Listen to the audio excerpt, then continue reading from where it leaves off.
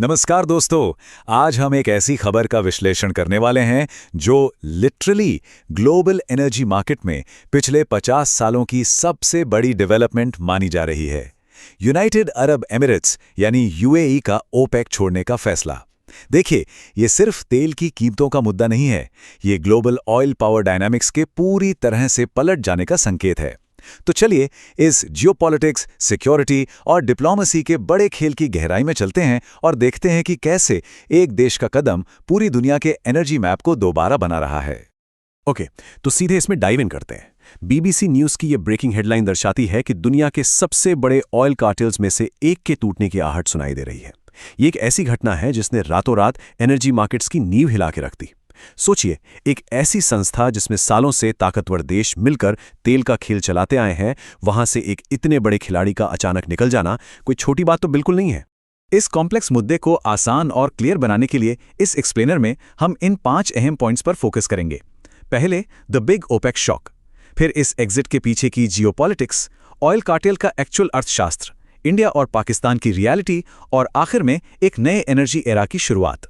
तो शुरुआत करते हैं पहले हिस्से से, द बिग ओपेक शॉक। आखिर ये अचानक इतना बड़ा मुद्दा क्यों बन गया है?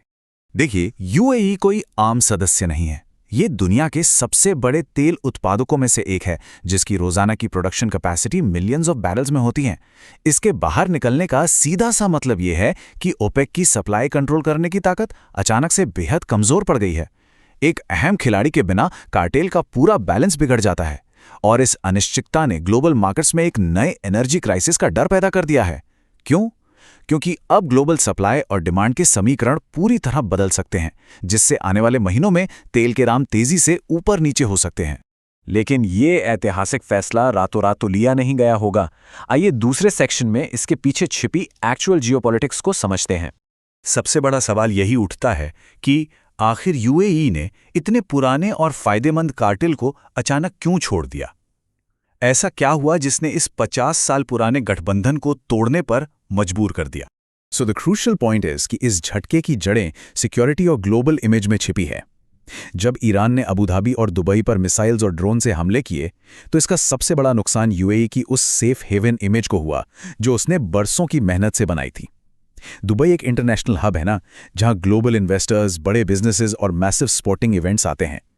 ऐसे हमलों ने उस सिक्योर इमेज को इतना बड़ा झटका दिया कि तबाही की फुटेज को बाहर आने से रोकने के लिए इंटरनेट तक सेंसर करना पड़ा था। इस एक घटना ने यूएई की फॉरेन पॉलिसी को पूरी तरह झंझोड़ कर रख दिया। और पता है, यूएई का गुस्सा सिर्फ उन हमलों पर नहीं था, बल्कि अपने सहयोगी देशों के रवैये पर भी था। सऊदी अरेबिया और कतार जैसे देशों ने पिछले कुछ सालों में लॉकहीड, बोइंग और राफेल जैसे मैसिव हथियार खरीदे हैं। Billion dollar defence budgets maintain करते हैं। लेकिन जब यूएई पर हमला हुआ, तो इन अरब देशों ने ईरान के खिलाफ कोई ठोस आक्रामक कदम नहीं उठाया। यहां तक कि पाकिस्तान, जिसे एक लंबा समय से आर्थिक मदद मिलती आई है, उसने भी इस संकट में गल्फ की रक्षा के लिए मिलिट्री सपोर्ट नहीं भेजी। एक अकेलेपन का एहसास यूए के अंदर बैठ गया। और उस निराशा का नतीजा बहुत डायरेक्ट और आर्थिक था। $3 बिलियन यूएई ने तुरंत पाकिस्तान को दिया हुआ अपना ये $3 बिलियन का लोन वापस मांग लिया। ये रकम छोटी नहीं है, और ये एक बहुत साफ संदेश था कि भाई, अगर संकट के वक्त आशा के अनुरूप मिलिट्री बैकिंग नहीं मिलेगी, तो बरसों पुराना आर्थिक सहयोग भी खत्म समझो। जियोपॉलिटिक्स में रिश्ते सिर्फ बातों से नहीं चलते, जरूरत के वक्त साथ खड़े होने से बनते हैं। जियोपॉलिटिक्स को समझने के बाद चलिए तीसरे हिस्से की तरफ बढ़ते हैं, जहां हम इस ऑयल कार्टेल के काम करने के एक्चुअल तरीके को डिकोड करेंगे। ओपेक दरअसल उन देशों का एक पावरफुल समूह है जिनके पास दुनिया का ज्यादातर तेल भंडार है। यूएई 1967 से इस ग्रुप का एक मुख्य स्तंभ रहा है। लेकिन यहां सबसे बड़ी आयरनी ये है कि इस कार्टेल में ईरान भी शामिल है। हाँ, वही देश जिसने यूएई पर सीधे हमले किए थे। एक ही आर्थिक कार्टेल में दुश्मनों का आमने सामने बैठना और एक ही टेबल पर पॉलिसीज बनाना आखिर कब तक चल सकता था? ये इंटरनल कॉन्फ्लिक्ट किसी न किसी दिन एक ब्रेकिंग पॉइंट पर तो आना ही था। ये कार्टेल एक बहुत ही नपे तुले अर्थशास्त्र पर काम करता है। होता क्या है कि जब ग्लोबली तेल की कीमतें गिरती हैं, तो ये सभी देश मिलकर एक कोऑर्डिनेटेड तरीके से अपने तेल का उत्पादन यानी प्रोडक्शन कम कर देते हैं। सप्लाई अचानक कम होने से प्राइसेस आर्टिफिशियली वापस बढ़ जाते हैं। इनका मुख्य टारगेट 80 से $90 पर बैरल की कीमत मेंटेन करना होता है ताकि इनकी इकोनॉमी स्मूथली चलती रहे और प्रॉफिट मैक्सिमम रहे। ये पूरी दुनिया की एनर्जी मार्केट को अपनी मुट्ठी में रखने का एक बेहद ताकतवर हथियार है। लेकिन इस पूरी ग्लोबल उथल-पुथल का इंडियन सबकॉन्टिनेंट पर आखिर क्या असर पड़ता है? चौथे सेक्शन में हम बात करेंगे इंडिया और पाकिस्तान की रियलिटी की। और ये ब्रिलियंटली इलस्ट्रेट करता है कि जब इस तरह के अचानक ऑयल शॉक्स आते हैं तो दो पड़ोसी देशों की आर्थिक स्थिति में कितना बड़ा अंतर दिख सकता है। ये सिर्फ इस बात पर निर्भर करता है कि उनकी तैयारी कैसी है। दोनों देशों को बाहर से तेल खरीदना पड़ता है, लेकिन क्राइसिस को हैंडल करने का उनका तरीका जमीन आसमान का अंतर रखता है। आइए इस हार्ड डेटा का तुलनात्मक अध्ययन करते हैं।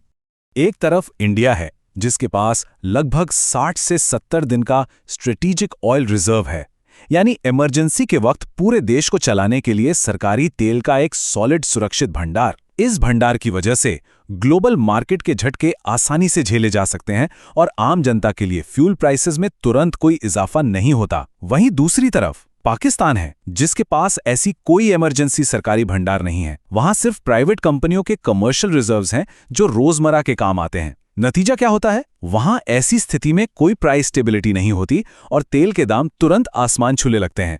ये कोई अनुमान या सिर्फ डेटा की बात नहीं है। खुद पाकिस्तान के फेडरल मिनिस्टर ने खुले तौर पर स्वीकार किया है कि उनके पास स्ट्रेटेजिक रिजर्व्स नहीं हैं और क्रूड ऑयल का स्टॉक सिर्फ 5 से 7 दिन का ही होता है। जरा सोचिए, एक देश सिर्फ एक हफ्ते की एनर्जी सिक्योरिटी पर चल रहा है। ये स्थिति किसी भी देश को ग्लोबल मार्केट की अनिश्चितताओं और अचानक आने वाले प्राइस शॉक्स के आगे पूरी तरह बेबस कर देती है। इस नए जियोपॉलिटिकल शिफ्ट में इंडिया के लिए एक बहुत बड़ा स्ट्रेटेजिक एडवांटेज छिपा है। कैसे? देखिए, यूएई के ओपेक से बाहर होने पर उसके तेल उत्पादन की अब कोई लिमिट या कैपिंग नहीं होगी। ऐसे में यूएई अपना तेल सेफली ओमान के पोर्ट्स पर भेज सकता है और वहां से सीधे इंडिया। और सबसे बड़ी बात, ये रास्ता स्ट्रेट ऑफ हॉर्मुज को पूरी तरह बाईपास करता है। स्ट्रेट ऑफ हॉर्मुज एक ऐसी पतली समुद्री पट्टी है जहां से दुनिया का ज्यादातर तेल गुजरता है, लेकिन जो हमेशा मिलिट्री कॉन्फ्लिक्ट्स और ब्लॉकेजेस के खतरे में रहती है। इस ब्लॉक को बाईपास करना भारत की एनर्जी सिक्योरिटी के लिए एक ऐतिहासिक गेम चेंजर साबित हो सकता है। तो इस सब का आखिर क्या निष्कर्ष निकलता है? चलिए आखिरी सेक्शन की तरफ चलते हैं। एक नए एनर्जी एरा की शुरुआत, एक ऐसा दौर जो ग्लोबल पावर्स को पूरी तरह रीडिफाइन कर देगा। इस फैसले की गूंज सिर्फ मिडिल ईस्ट में नहीं, बल्कि वॉशिंगटन से लेकर मॉस्को तक सुनाई दे रही है। रशिया के लिए यह एक बहुत बड़ा झटका है, क्योंकि इससे उनका बनाया हुआ ओपेक प्लस अलायंस बुरी तरह कमजोर होता है। उस अलायंस में रशिया की अर्थव्यवस्था का बड़ा दांव लगा है, खासकर आज के वक्त में जब उन्हें ऑयल रेवेन्यू की सख्त जरूरत है। वहीं यूनाइटेड स्टेट्स इस कदम से बेहद फायदे में रहेगा। यूएई के खुलकर बिना लिमिट के तेल बेचने से दुनिया भर में सप्लाई बढ़ेगी, तेल सस्ता होगा और हाई इन्फ्लेशन से जूझ रही यूएस इकोनॉमी को एक बहुत बड़ी राहत मिलेगी। सिंपली पुट, ये मूव ग्लोबल पावर डायनामिक्स को एक नई दिशा दे रहा है। और इस पूरे मुद्दे का सबसे बड़ा टेक अवे यही है, यूएई ने अपने सबसे कीमती रिसोर्स पर अपनी पूरी संप्रभुता यानी सॉवरेनिटी वापस ले ली है। अब उन पर किसी कार्टेल या किसी इंटरनेशनल अलायंस का दबाव या बंदिश बिल्कुल नहीं होगी। वो आज़ाद हैं कि जितना चाहें, जिसे चाहें और जिस दाम पर चाहें अपना तेल बेचें। ये जियोपॉलिटिक्स में एक देश का अपनी ताकत और आज़ादी का सबसे बड़ा प्रदर्शन है। तो इस विश्लेषण का अंत इस बड़े और ऐतिहासिक सवाल पर करते हैं, क्या यूएई का यह कदम उस ऑयल कार्टेल के अंत की डेफिनेटिव शुरुआत है जिसने पिछले 50 सालों तक एनर्जी मार्केट्स पर एक छत्र राज किया है? जिसे हम ऑयल माफिया या ओपेक कहते आए हैं, क्या उसकी ताकत अब हमेशा के लिए बिखरने वाली है? ये एक ऐसी स्थिति है जिसका असर आने वाले कल की ग्लोबल इकोनॉमी और शक्ति संतुलन पर तय रूप से पड़ेगा। इस मुद्दे पर हमारे एक्सप्लेनर में जुड़ने के लिए शुक्रिया। एक बेहतर समझ के साथ आगे बढ़ते रहिए।